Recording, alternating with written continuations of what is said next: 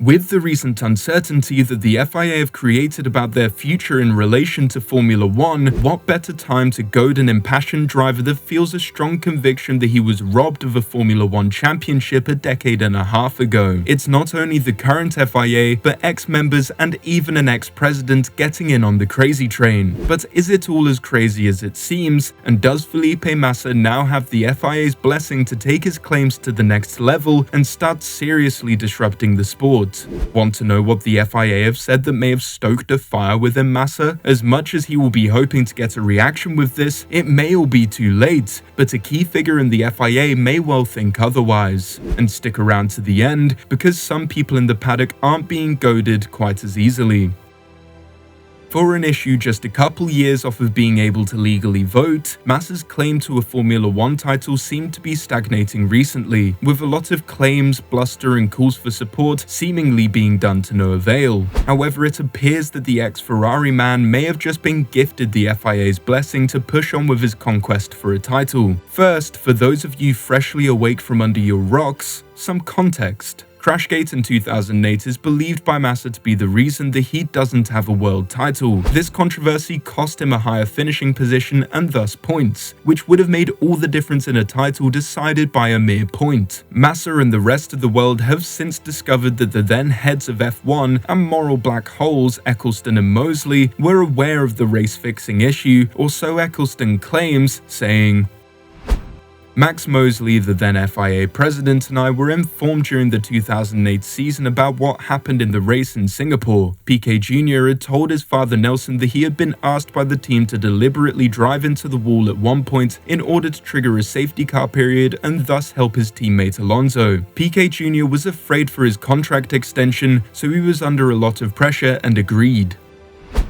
So, if Eccleston and co were aware of such a shocking event taking place within the sport, something that would have long-term consequences, and something that if they were discovered to have knowledge about and chose not to react, would potentially risk causing their undoing, then why was nothing said then? Well, Bernie had this to say. We decided not to do anything for the time being. We wanted to protect the sport and protect it from a huge scandal. That's why I persuaded my former pilot Nelson Piquet to keep calm for the time being. At the time, there was a rule that a World Championship classification after the FIA award ceremony at the end of the year is untouchable, so Hamilton was presented with the championship trophy and everything was fine. Now, to us, this feels like more attention-seeking and the power plays of HMRC's best pal, with our recent video on the Wolf situation showing just how desperate he is to remain relevant in a sport that has long left him behind. The supposed reason that no formal inquest was started was due to a lack of evidence, with Charlie Whiting, a far more credible voice within the sport, confirming that Piquet Sr. had spoken to him at the Brazilian Grand Prix in order to ask what the consequences would be on Piquet Jr. if they were to go public with this information. However, it's not just the heads of old that are complicit in allowing Massa to chase his phantom championship, as the FIA have recently given Massa their blessing to take it up a notch. The current head of the FIA, Mohammed Ben Sulayem, told Massa that he could go ahead, but warned it would be difficult to get a result, saying, I answered him saying, it's up to you, you do what you feel is right for you, but the FIA will have to protect themselves. We have our rules, we have our sporting rules and our statutes, which say a certain period after you can't do anything. But people can challenge that. It's not the book of God.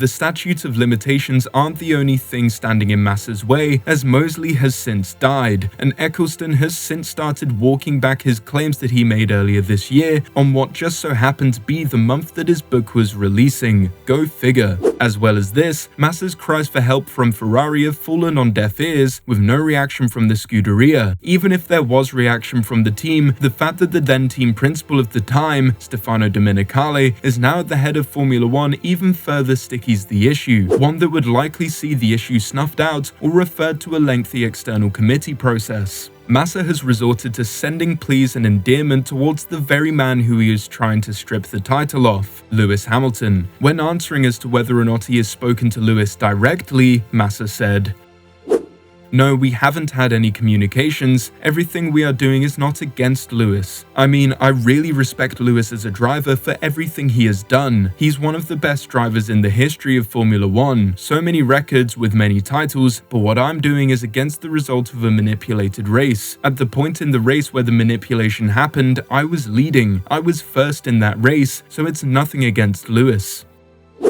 Whether it's rightly his or not, Hamilton will obviously be reluctant to give it up, and no amount of flattery is likely to change that, but that doesn't seem apparent to Massa as he had this to say.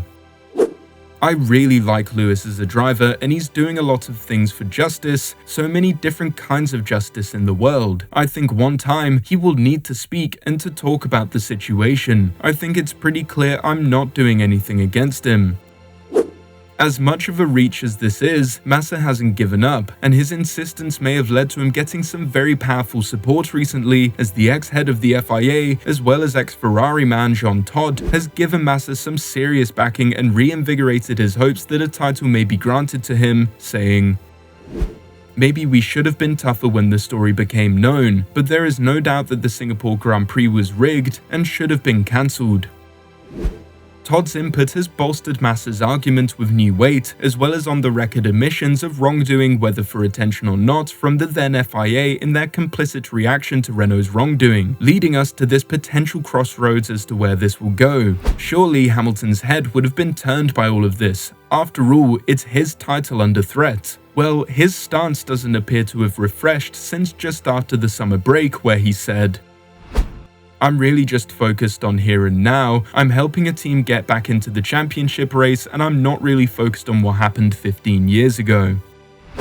But now we are in the off-season, and the tensions with the FIA are growing due to other issues in the sport, causing more and more unrest. Now would be the perfect time for Massa to apply more pressure. So what could be proposed as a resolution for all of this if it is taken any further, which in our minds is a big if due to Ferrari's silence, but one worth exploring nonetheless? Well, one suggestion that has been offered up by Massa is the possibility of a shared title. This seems to be with the understanding that no matter how much he tries to act friendly towards Lewis, there is no way in hell he is letting one of his titles go, especially not his debut, his most hard-fought and challenging to obtain, given the talent around the grid at the time as well as the caliber of machinery presented by the top teams of the time. The main hope of Massa's legal team, who when they describe themselves sound like the Harlem Globetrotters of legal teams, is that they will be able to present the evidence they have, alongside the now backtracked comments of Eccleston and the words of the now deceased Mosley, in a way that leads to their desired outcome, not necessarily anything financial they insist, but to bring the trophy home, with Bernardo Viana saying,